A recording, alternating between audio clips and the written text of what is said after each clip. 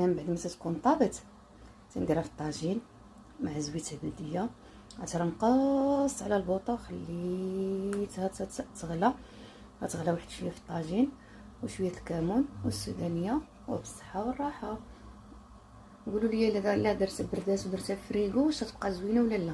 عرفتي البرد والعاصفه والشتاوات ما تيستاهلوا غير واحد طاجين ديال البصاره، الجلبانه والفول.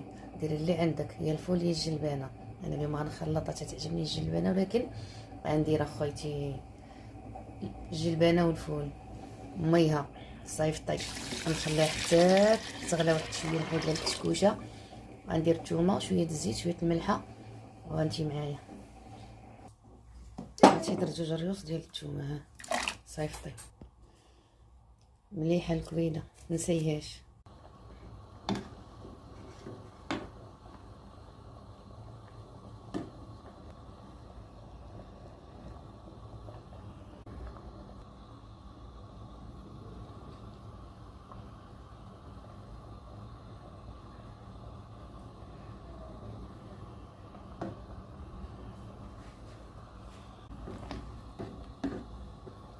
لكم تيخصها الماء الكافي حيت تتنشف. دابا غندورها بالميكسور. انا تعجبني صراحه الله في الطحانه ديال المطيشه.